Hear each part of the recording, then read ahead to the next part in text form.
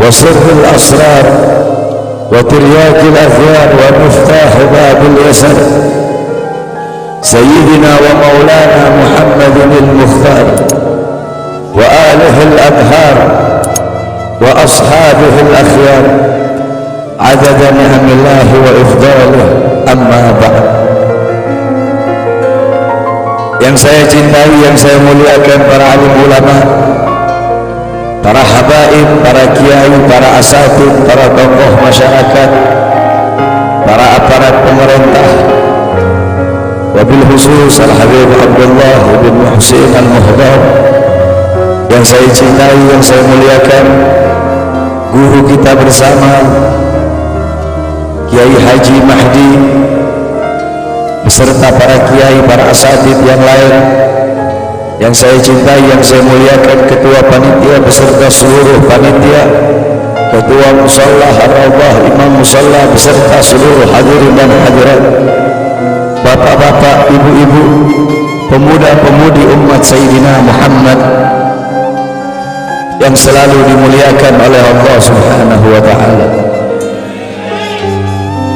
Alhamdulillah, segala puji dan syukur kembali kehadirat Allah Subhanahu wa ta'ala.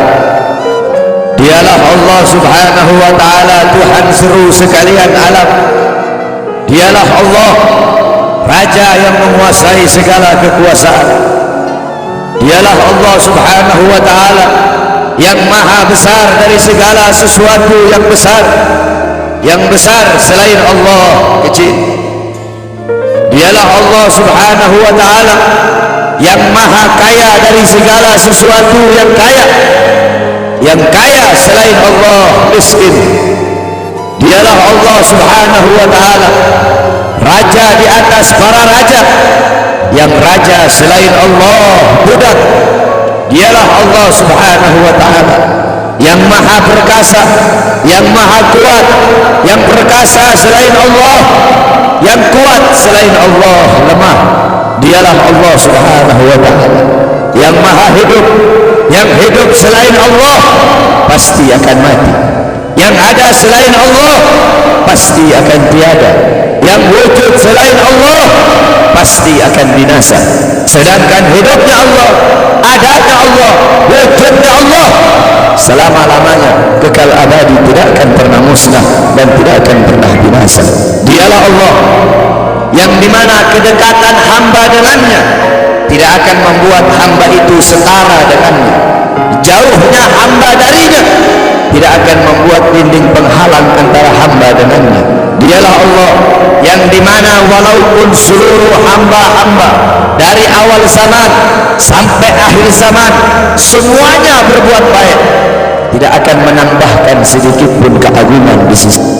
Dan dialah Allah yang dimana walaupun seluruh hamba-hamba dari awal zaman sampai akhir zaman semuanya berbuat dosa, tidak akan mengurangi sedikit pun keagungan di sisinya. Dan dialah Allah yang dimana pada malam hari yang mulia ini, di tempat yang penuh dengan barakah ini, Allah Subhanahu wa ta'ala sedang memandang kita semua yang duduk di tempat ini. Allah pandang dengan pandangan rahmat, Allah pandang dengan pandangan kasih sayang, Allah pandang dengan pandangan maghfirah, Allah pandang dengan pandangan pengampunan. Kenapa saudara-saudara? Karena kita mendapatkan keberkahan dan kemuliaan dari baginda agung Nabi besar Muhammad sallallahu alaihi wasallam. Kita duduk di sini, kita tidak pernah memandang langsung wajah Nabi. Kita tidak pernah berjumpa langsung dengan Nabi. Kita tidak pernah duduk bersama-sama dengan Nabi. Untuk apa kita duduk di sini kalau bukan karena iman dan cintanya kita kepada Nabi Muhammad? Padahal kita tak pernah bertemu dengan Nabi, bertemu dengan Nabi tak pernah, duduk bersama Nabi tak pernah. Tapi kita beriman kepada Nabi Muhammad. Kita cinta kepada Nabi Muhammad. Kita umat yang dirindukan oleh Nabi, umat yang dicintai oleh Nabi. Rasulullah ketika beliau sedang duduk bersama para sahabat, Rasulullah berkata, wahai para sahabat, tahukah kalian golongan-golongan yang soleh? Tahukah kalian golongan-golongan yang mulia? Sahabat berkata, apakah para malaikat ya Rasulullah? Rasul berkata, bagaimana mungkin malaikat tidak mulia sedangkan mereka berada di sisi Allah? Ada lagi yang mulia. Apakah para nabi dan rasul? Bagaimana mungkin nabi dan rasul tidak mulia sedangkan Allah menurunkan wahyu untuk mereka? Ada lagi yang mulia. Apakah kami ya Rasulullah? Bagaimana mungkin kalian para sahabatku tidak mulia sedangkan aku berada di tengah-tengah kalian? Ada lagi yang mulia. Kata sahabat, Allah dan engkau yang lebih tahu ya Rasul. Rasulullah menundukkan kepala, Nabi Muhammad menundukkan kepala. Dari kedua pelupuk mata beliau mengeluarkan air mata, membasahi pipi beliau sampai ke janggut beliau. Beliau menundukkan kepala sambil menangis dan beliau berkata, golongan yang mulia ini, golongan yang soleh ini, mereka golongan-golongan yang adanya nanti di akhir zaman. Mereka tidak pernah duduk bersamaku, mereka tidak pernah memandang wajahku, mereka tidak pernah mendengar langsung kata-kataku, akan tetapi mereka beriman kepadaku, kata Rasul. Mereka umat yang aku rindukan, mereka umat yang aku cintai. Tuba liman yarani wa amana bi, wa tuba summa tuba summa tuba liman lam yarani wa amana bi. Sungguh beruntung orang-orang yang beriman kepadaku, kemudian atau orang-orang yang melihatku kemudian beriman kepadaku. Dan sungguh beruntung, dan sungguh beruntung, dan sungguh beruntung. 3 kali keberuntungan, 3 kali kemuliaan bagi orang-orang yang tidak pernah melihatku akan tetapi mereka beriman kepadaku. Siapa? Kita umat Nabi Muhammad SAW. Kita tidak pernah memandang wajah Nabi, tidak pernah berkumpul dengan Nabi, tapi kita beriman kepada Nabi Muhammad. Apalagi kita umat Islam Indonesia, umat Islam Indonesia, umat yang dicintai oleh Rasulullah. As-Sayyid Al-Habib Muhammad bin Ali Al-Maliki, ketika beliau berziarah ke makam Nabi Muhammad, dalam keadaan sadar beliau berjumpa langsung dengan Nabi Muhammad. Di belakang Nabi Muhammad ada ribuan orang. Habib Muhammad pun bertanya, ya Rasulullah, siapa yang ada di belakangmu ini ya Rasulullah? Ribuan orang ini, ribuan golongan ini, siapa ya Rasulullah? Rasulullah berkata, ini mereka yang ada di belakangku. Mereka adalah umat Islam yang aku cintai. Mereka umat Islam yang ada di Indonesia, kata Rasulullah SAW. Kita dicintai Rasul. Kenapa? Coba kita lihat di Indonesia, saudara-saudara. Kalau bulan Maulud, kalau bulan Rabiul Awal, di kampung-kampung, di musola-musola, setiap masjid, setiap langgar, setiap pesantren, setiap RT, setiap RW pasti bikin Maulid Nabi Muhammad. Kalau udah bulan Rajab, setiap pesantren, musola, masjid, kampung, RT, RW pasti bikin Isra wal Mi'raj sebagian Nabi besar Muhammad. Negara-negara yang lain, tempat-tempat yang lain tidak seperti kita, saudara-saudara. Makanya kita menjadi umat yang dicintai oleh Rasul, umat yang dimuliakan oleh Nabi Muhammad, umat yang dirindukan oleh Nabi Muhammad SAW. Allah berkata dalam Al-Quran, laqad ja'akum rasulun min anfusikum azizun alaihi ma anittum harisun alaikum bil mu'minina raufur rahim. Hei sekalian umat manusia, yang kaya, yang muda, yang tua, yang muda, yang kaya, yang miskin, mulai pejabat sampai rakyat, ulama sampai umat.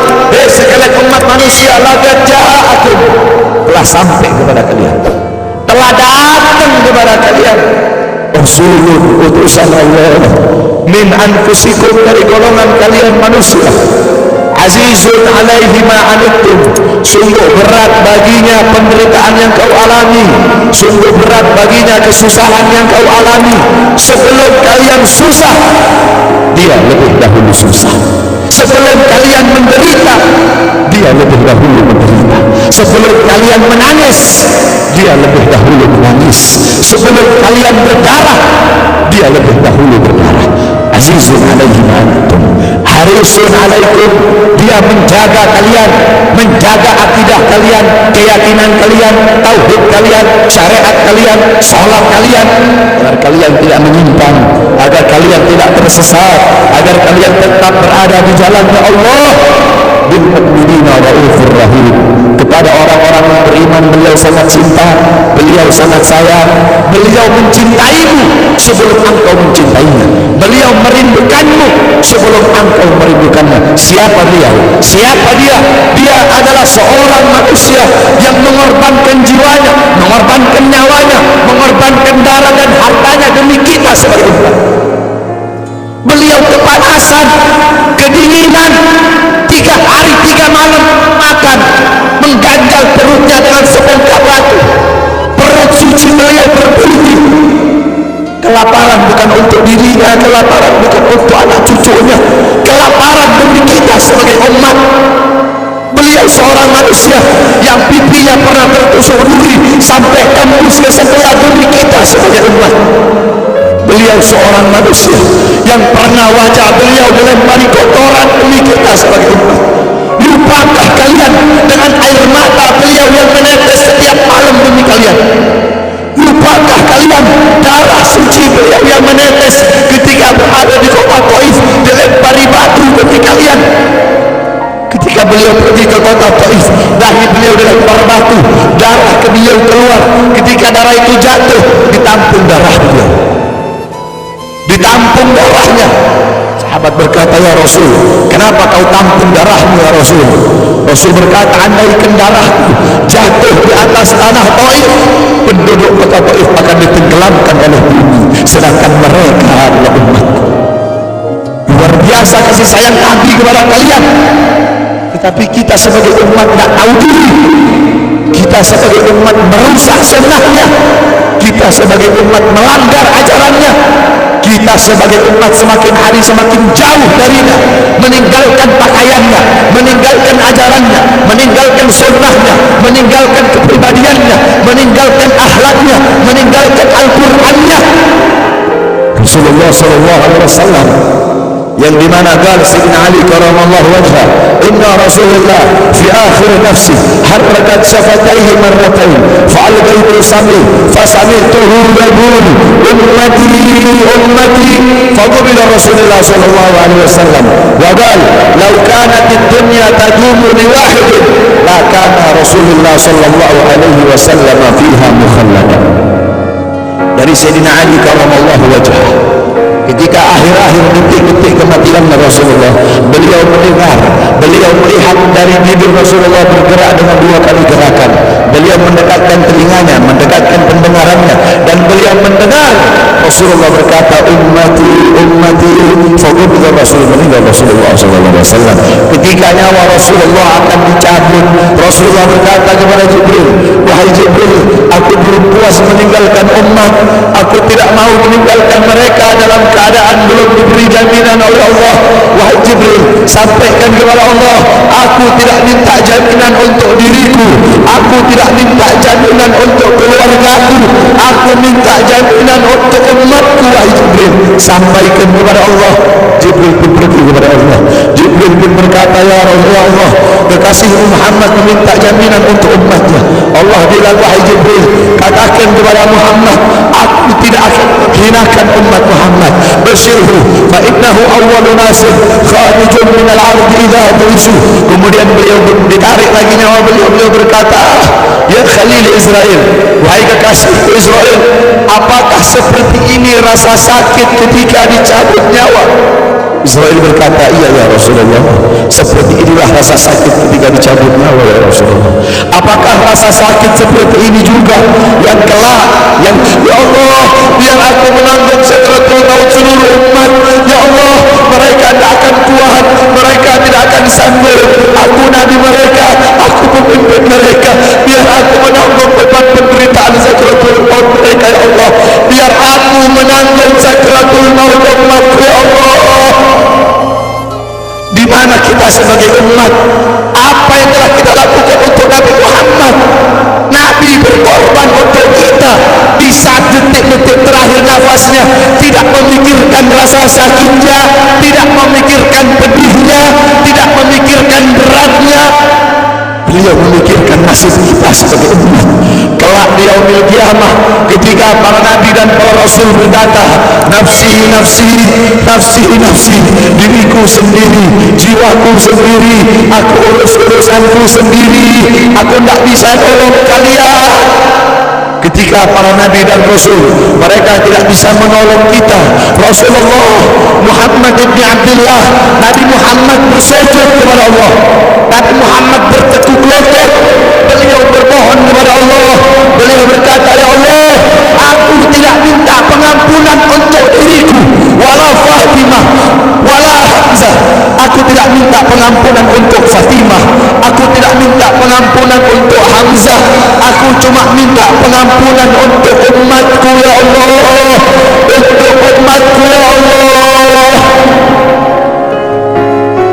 Rasulullah tidak meminta pengampunan untuk dirinya, tidak meminta pengampunan untuk anaknya, tidak meminta pengampunan untuk paman bibinya, tidak meminta pengampunan untuk keluarga atau anak cucunya, tetapi beliau meminta pengampunan untuk kalian sebagai umat. Karena begitu cintanya beliau kepada umat, karena begitu sayangnya beliau kepada umat, sampai beliau berkata, lau yushaku ahadukum bisyaukatin fi rijli la ajidu alamaha fi qalbi. Andaikan kalian, salah satu dari kalian kakinya tertusuk duri, andaikan salah satu dari kita yang duduk di sini kaki kita ada yang terkena duri, pasti kita merasakan sakit. Apa kata Rasul? Maka aku tidak merasakan apa yang kalian rasakan, kecuali yang aku rasakan, sampai dalam hati aku rasakan rasa sakit kalian. Ya, bagaimana cintanya Rasul pada kita? Apa yang sudah kita lakukan untuk Nabi? Sudahkah kita mengorbankan kedua mata kita untuk memandang hal-hal yang disukai oleh Nabi? Sudahkah mengorbankan kedua tangan kita memberi makan golongan-golongan yang dicintai oleh Nabi? Mengorbankan lidah kita untuk mendakwahkan, mensuarakan ajaran syiar Nabi? Sudahkah mengorbankan kedua kaki kita melangkah ke tempat-tempat yang diridhoi oleh Nabi? Kita masih belum bisa balas jasa Nabi, dan tidak akan pernah bisa membalas jasa Nabi Muhammad. Jangankan kita duduk di sini berjam-jam, walaupun kita duduk di sini sampai pagi kita duduk, seumur hidup kita duduk di sini, masih belum bisa membalas jasa Nabi Muhammad. Sekalipun kita merangkak, engkau merangkak dari rumahmu menuju makam Nabi, merangkak bukan dengan kaki, merangkak bukan dengan bukan dengan tangan, walaupun kalian merangkak dengan kedua mata dari rumah kalian menuju makam Nabi, itu masih belum bisa membalas jasa-jasa Nabi Muhammad SAW. Kita tidak bisa membalas jasa-jasa Nabi Muhammad. Kecintaan kita tidak ada apa-apanya. Apakah kecintaan kita lebih besar daripada kecintaan seorang anak kecil yang ada di zaman Syekh Abdurrahman Ad-Dibai? Di zaman Syekh Abdurrahman Ad-Dibai, pengarang Maulid Tiba, ketika beliau ingin berziarah ke makamnya Rasul, ketika beliau ingin ziarah ke makamnya Nabi, ada satu orang anak kecil ingin ikut berziarah. Maka kata rombongan, wahai anak kecil, engkau tidak boleh ikut. Ini perjalanan memakan waktu berhari-hari, bisa 4 hari, 5 hari, bahkan sampai 1 minggu. Kau tidak boleh ikut. Pergi anak kecil tersebut. Pergilah rombongan Syekh Abdurrahman Ad-Dibai untuk ziarah ke makamnya Nabi. Tanpa sepengetahuan rombongan, ternyata anak kecil tersebut bergelantungan di bawah kereta kuda Syekh Abdurrahman Ad-Dibai. Anak kecil itu bergelantungan. Dia sampai berhari-hari gak makan, gak minum, gak tidur. Hanya apa? Hanya ingin pergi ziarah ke makam Nabi. Saking cintanya kepada Nabi Muhammad, dia sembunyi-sembunyi bergelantungan di bawah kereta, gak makan, gak minum, gak tidur berhari-hari. Ketika sampai di Madinah, itu anak kecil jatuh. Itu anak kecil terjatuh. Rombongan bilang, bukan ini anak kecil yang waktu itu mau ikut? Berarti sudah berhari-hari dia di bawah kereta ini, dia nggak makan, dia nggak minum, dia nggak tidur. Anak kecil itu berlari, sampai dia jatuh. Saking bahagianya, dia sudah sampai di Madinah, dia ambil debu-debu Madinah, pasir Madinah, dia ambil, dia usapin ke mukanya. Saking bahagianya, sampai itu anak mati. Anak kecil tersebut mati membawa kecintaannya kepada Nabi Muhammad. Anak kecil itu mati, gak makan berhari-hari, gak tidur, gak minum, hanya ingin ziarah ke makam Nabi Muhammad. Padahal anak kecil itu tidak pernah memandang Nabi, tidak pernah berkumpul dengan Nabi, tapi kecintaannya luar biasa kepada Rasulullah. Akhirnya anak itu dimakamkan oleh Syekh Abdurrahman Ad-Dibai di Madinah. Anak kecil itu dimakamkan di Madinah. Nah, setiap tahun Syekh Abdurrahman Ad-Dibai ziarah ke makamnya Nabi, pasti ziarah ke makam itu anak kecil. Yang anehnya, setiap Syekh Abdurrahman Ad-Dibai ziarah makam anak kecil tersebut, kubur anak kecil tersebut bergeser dengan sendirinya mendekati makam Nabi Muhammad SAW. Sampai sekarang makam anak kecil itu ada di samping Masjid Nabawi. Saking cintanya anak kecil tersebut kepada Rasulullah SAW. Kecintaannya kita tidak ada apa-apanya. Kita tiap hari maksiat, tiap hari berbuat dosa, melakukan hal-hal munkarat, dhalalat, sayyiat. Takutlah kita kepada Allah. Kembalilah ke ajaran Nabi Muhammad. Jadikan beliau sebagai teladanmu, jadikan beliau sebagai pedomanmu. Hidupkan rumah tanggamu dengan ajaran beliau, hidupkan kampungmu dengan ajaran dan sunnah beliau. Jadikan rumah tanggamu rumah tangga Sayyidina Muhammad, kampungmu kampung Sayyidina Muhammad, desamu desa Sayyidina Muhammad, kotamu kota Sayyidina Muhammad. Man tashabbaha biqaumin fahuwa minhum. Barang siapa yang mengikuti suatu kaum, maka dia sama